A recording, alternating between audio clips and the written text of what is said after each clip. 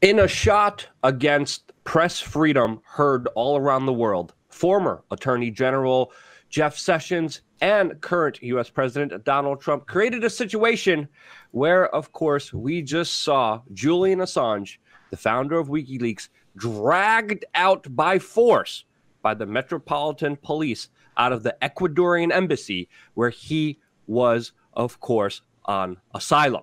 Major breaking news story. And in this video, we are going to be telling you a lot of important details surrounding this and, of course, the future with many, many, many important updates. But first of all, holy cow, he is being officially charged with skipping bail in the United Kingdom, where he could face a maximum of 12 months in prison, where, of course, the United States is trying to extradite him, where, of course, there will be an extradition trial on May 2nd for, of course, allegations coming from the 2010 hacking by then Bradley Manning, now Chelsea Manning, that, of course, exposed the world to a lot of the bigger secrets that the United States government was involved in. And, of course, Assange is being charged with trying to help Manning. We'll get into that later, but we're finding out that a lot of these charges are coming from newly found communications by former Attorney General Jeff Sessions that decided to bring up new charges against him. This is why Chelsea Manning was again thrown to court through secret grand jury indictments and has refused to testify because of new superseding indictments that, of course, we've been telling you about for a very long time, even though it wasn't officially on the record. Now Barack Obama also had a hard time trying to figure out charges against him, but it looks like the Donald Trump administration are the main forces behind this. And with the official arrest happening today, Julian Assange came out through his lawyers and had an official statement, and his official statement was, "I told you so." And he was right. He was right all along. We were calling it all along. The mainstream media, some figures in there were slandering him, attacking him on so many incredulous, crazy ways. We're saying, well, no, he should just get out of the Ecuadorian embassy if he wants to be safe. Assange always has been saying, hey, no, there's bigger charges here. And obviously he has been vindicated, but obviously he is in jail and facing many different charges. The first charge that he is put up against by the United States, the maximum jail time is 5 years. And the allegations is that he tried and failed to crack a password during, of course, their kind of world famous reporting with Chelsea Manning on, of course, the bigger wars and diplomatic cables that were released. Kim.com even released a statement saying the maximum 5-year sentence announced by the U.S. DOJ may be a tactic to tempt Assange to consider swift extradition. DOJ may have a superseding indictment with more charges ready on arrival. I can tell you from experience, DOJ is full of liars and tricksters. And I believe Kim.com comments do deserve some merit here, since obviously Julian Assange has been a big figurehead that the intelligence community has been going after for a number of years now, very aggressively. And it would not surprise me if, of course, there was more charges than this initial charge, which is only for 5 years. Jason, they're definitely throwing the book at him here. There's been other incidences where, of course, the United States has not decided to prosecute, especially specific stories coming out from the New York Times that had an affair with a top government staffer that was able and pursued him to release government documents. There was no charges there. They're throwing the books at him, in my opinion, Jason, because he pretty much exposed war crimes. He pretty much showed the glimpse of the U.S. empire and the political order, which are ultimately in decline. And he, of course, has now been kicked out because, according to the Ecuadorians, he has violated their agreement with the asylum, which is absolutely ridiculous. Let me just read off the statements here. They're saying that the president of Ecuador came out and he said that Julian Assange was still working with WikiLeaks. Therefore, he was involved in interfering in international affairs of other states. He accused Assange of installing banned electronic and distortion equipment in his embassy, blocking the building's security cameras, mistreating guards, and accessing the embassy's security files without permission. The asylum of Mr. Assange is unsustainable and no longer viable, said the Ecuadorian president. What do you make of this Ecuadorian statement here, Jason? Well, I mean, if you look over at Edward Snowden's tweet here, you can watch the good people inside the Ecuadorian embassy inviting the secret police to come drag the last outlet for whistleblowers globally out like an animal. So what do I think of this? Well, I think that the power structure does not like being exposed. And unfortunately, Luke, I think we have literally just killed the messenger. The largest outlet, the most pristine media organization, news organization, whatever you want to call them, never had to retract anything, never put out a fake document. And they drag him out on some trumped up charge. If you read what the exact quote of this email is that they're trying to say that he encouraged Manning to hack, it is absolutely laughable. It's laughable.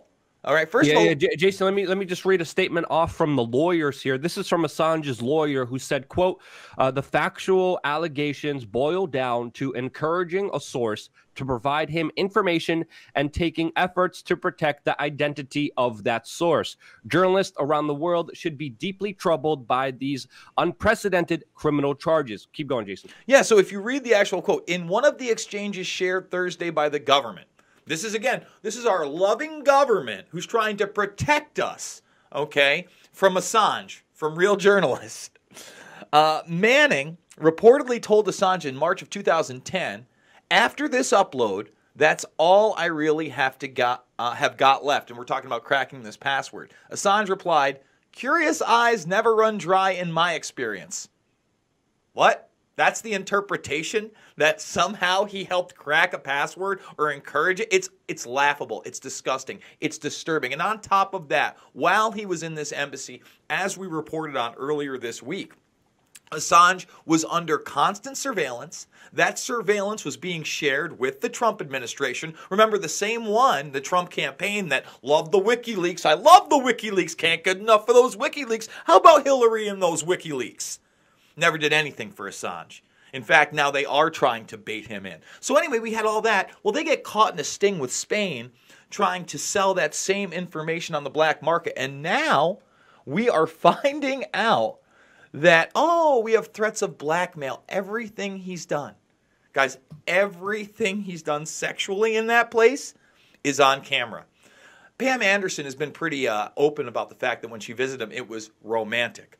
I'm not going to name the other celebrities and journalists who are females that have also visited them, but I would say it's highly likely that they also engaged in sexual activity with Assange, who had no privacy over the last 7 years. Can you imagine that?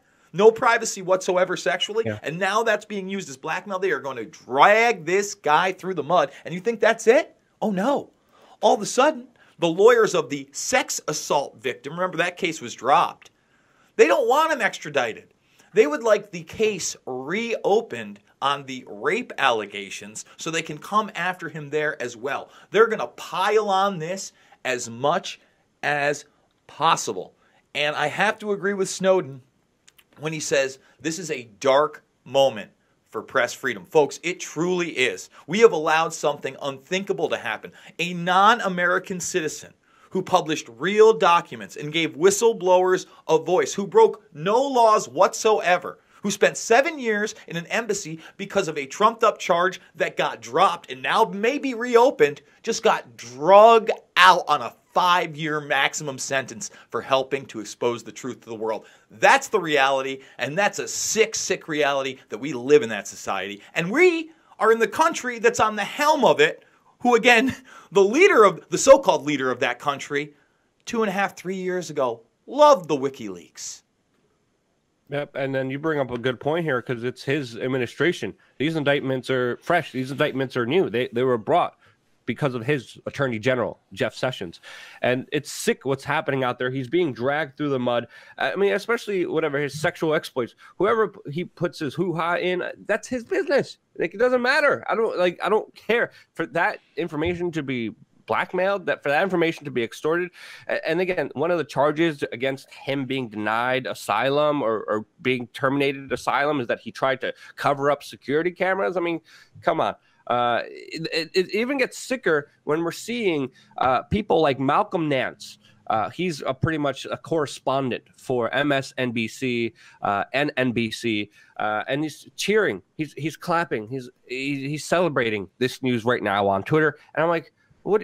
Like, how? How the larger implications here are extremely severe, just like you mentioned what Snowden said. And that's why I started off this broadcast by saying this is a shot against press freedom heard all across the world, because this is only going to be building from here. There's going to be more charges. The book is being thrown at him, and it's only going to get worse. It's already worse for Chelsea Manning, who's in prison, who was already in solitary confinement. We heard she was released into general population just a few days ago.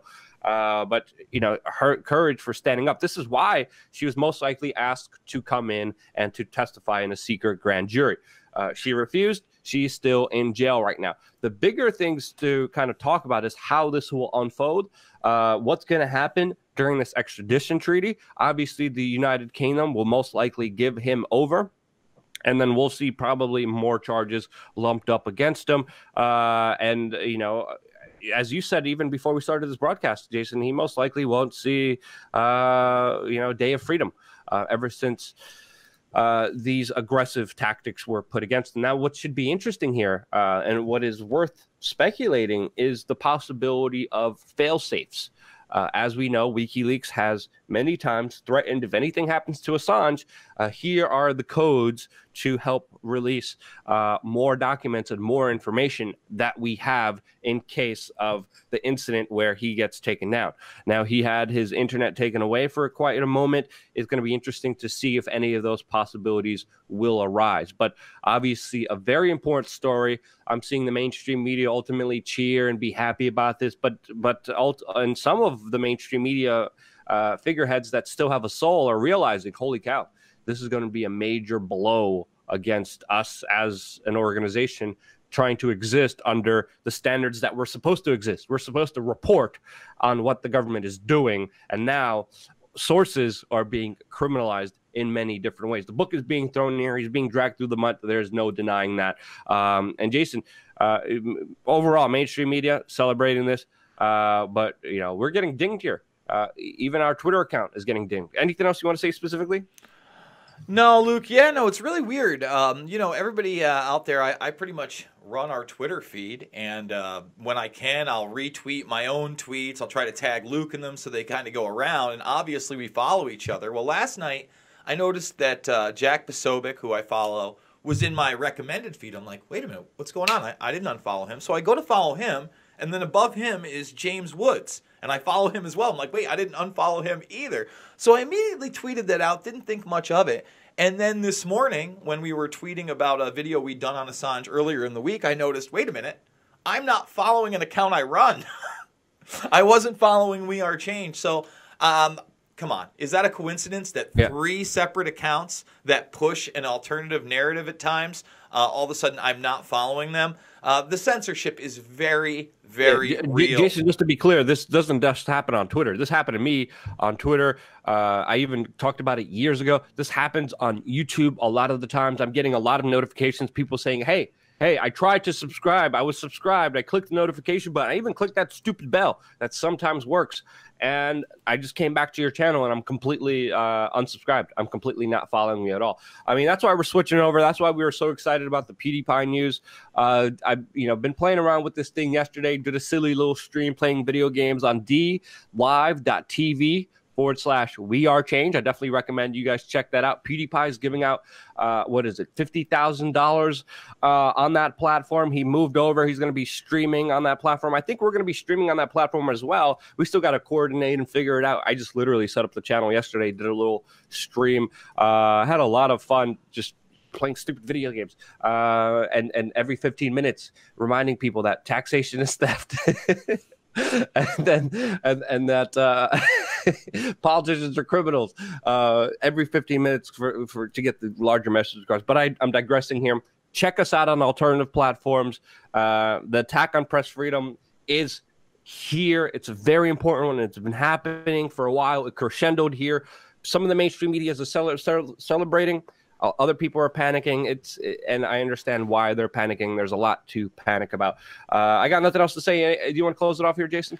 Look, folks, we are doing 1, 2, 3, 4 videos a day. 3 over on the backup, 1 on the main. Please hit that subscribe button. Pulse Change, WeAreChange. Ring that bell. That's how you get the notifications. That's how you know we do the videos. Please share these on all the different social media platforms, blogs if you got them, Reddit and all those other sites. Vote. Everything helps. But most importantly, get out there and be the change you want to see in the world.